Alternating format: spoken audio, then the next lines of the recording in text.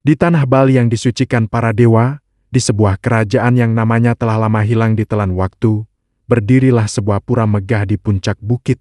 Pura ini bukan sekadar tempat ibadah, melainkan rumah bagi pusaka paling sakti di seluruh Nusantara. Pedang suci bernama Candra Kencana. Cahayanya konon seindah rembulan purnama, dan ketajamannya mampu membelah angin. Menjaga pusaka agung ini adalah tugas suci yang diemban oleh dua pendekar terbaik kerajaan, Bayu dan Arka. Bayu, lincah seperti angin pagi, gerakannya halus namun mematikan. Setiap tebasannya adalah tarian yang indah sekaligus berbahaya. Sementara Arka, kokoh laksana batu karang, setiap kuda-kudanya tak tergoyahkan, dan pukulannya sekuat hantaman ombak di tebing curam. Mereka bukan hanya rekan, tapi sahabat yang tumbuh bersama sejak kecil di bawah naungan pura. Sumpah mereka satu, menjaga Candra Kencana dengan nyawa mereka. Persahabatan mereka sekuat baja, kesetiaan mereka tak diragukan. Namun, ketenangan itu retak saat seorang Resi Agung turun dari pertapaannya di puncak Gunung Agung. Matanya yang bijaksana menatap jauh ke masa depan, dan bibirnya bergetar saat menyampaikan sebuah ramalan. Dengarlah, wahai insan dewata, bisik sang resi, suaranya terdengar lirih namun menggema di seluruh aula pura. Langit telah memilih, dari dua penjaga yang setia, hanya satu yang ditakdirkan layak memegang Candra Kencana. Satu jiwa yang murni, yang hatinya sejernih embun pagi. Dialah yang akan menjadi penjaga sejati. Ramalan itu, alih-alih membawa pencerahan, justru menabur benih badai. Bayu dan Arka, yang tadinya saling bahu-membahu, kini saling menatap dengan curiga. Siapakah yang terpilih, dan siapakah yang tersingkir?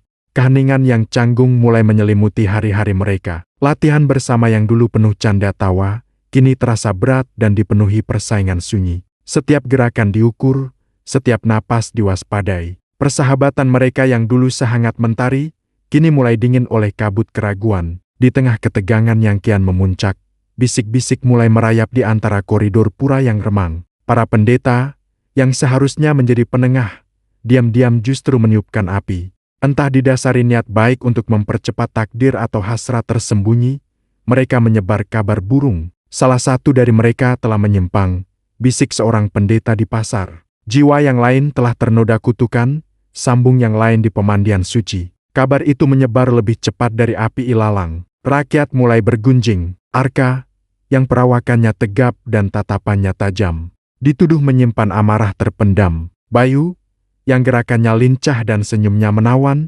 dicurigai menyembunyikan kelicikan di balik pesonanya. Fitnah itu meracuni udara Bali. Bayu dan Arka tak lagi hanya memandang satu sama lain sebagai saingan, tapi sebagai ancaman, sebagai pembawa kutukan yang harus disingkirkan demi kesucian pura. Persahabatan mereka kini telah hancur lebur, digantikan oleh bara kebencian yang siap meledak kapan saja. Puncak dari segala ketegangan ini terjadi pada hari upacara terbesar kerajaan, perayaan Purnama Agung. Ribuan rakyat dari seluruh penjuru negeri berkumpul di pelataran pura. Udara dipenuhi aroma dupa wangi yang membubung ke langit, bercampur dengan alunan gamelan sakral yang menggetarkan jiwa. Para penari mempersembahkan tarian rejang yang anggun, dan mantra-mantra suci dilantunkan tanpa henti, memohon berkah dari para dewata. Di tengah suasana kusyuk itulah, Bayu dan Arka berdiri berhadapan di altar utama, di hadapan Candra Kencana yang berkilauan di singgasananya. Tatapan mereka bertemu. Tak ada lagi persahabatan di sana, yang ada hanya api permusuhan. Tanpa sepatah kata pun, Bayu bergerak lebih dulu. Tubuhnya melesat secepat kilat, kerisnya mengincar titik vital Arka. Arka, dengan sigap menangkis serangan itu dengan lengannya yang sekeras baja. Suara denting logam beradu memecah kekusyukan upacara. Rakyat yang tadinya berdoa, kini terkesiap ngeri. Gamelan berhenti mendadak.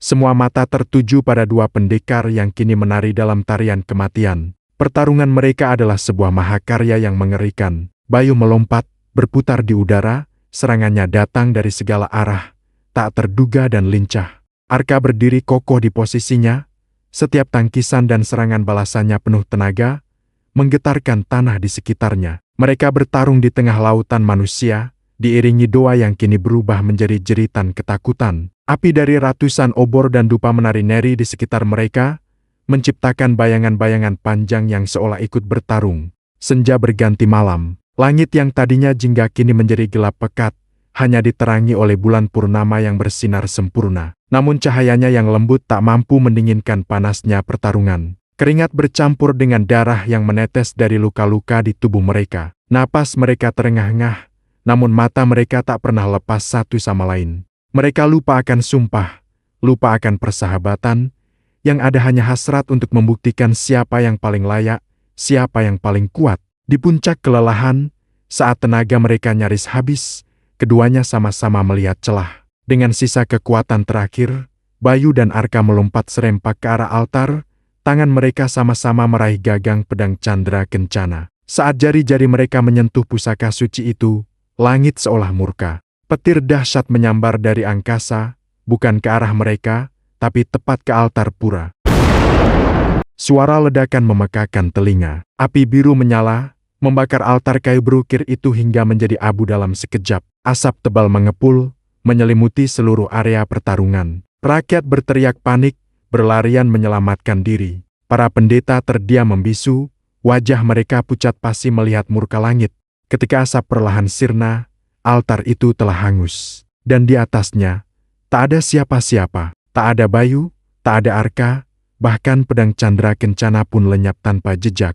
Keheningan total menyelimuti pura. Tak ada yang tahu siapa yang menang, siapa yang kalah. Tak ada yang tahu apa yang terjadi pada kedua pendekar dan pusaka suci itu. Mereka lenyap, seolah ditelan oleh kabut dan malam. Sejak malam tragis itu, pura agung itu perlahan ditinggalkan. Tak ada lagi penjaga, tak ada lagi pusaka. Kerajaan pun perlahan meredup. Namun, legenda itu tetap hidup. Penduduk setempat percaya, arwah Bayu dan Arka terperangkap di pura tua itu, dikutuk untuk mengulang pertarungan mereka selamanya. Dan hingga hari ini, jika kau cukup berani untuk mendaki keruntuhan pura itu pada malam bulan purnama, kau mungkin akan melihatnya. Di atas kabut tipis yang menyelimuti puncak bukit, dua bayangan hitam akan muncul. Satu lincah seperti angin, satu lagi kokoh seperti batu. Mereka akan terus berduel dalam keheningan, mengulang pertarungan abadi mereka, sebuah pengingat tragis tentang persahabatan yang dihancurkan oleh hasrat dan kesalahpahaman.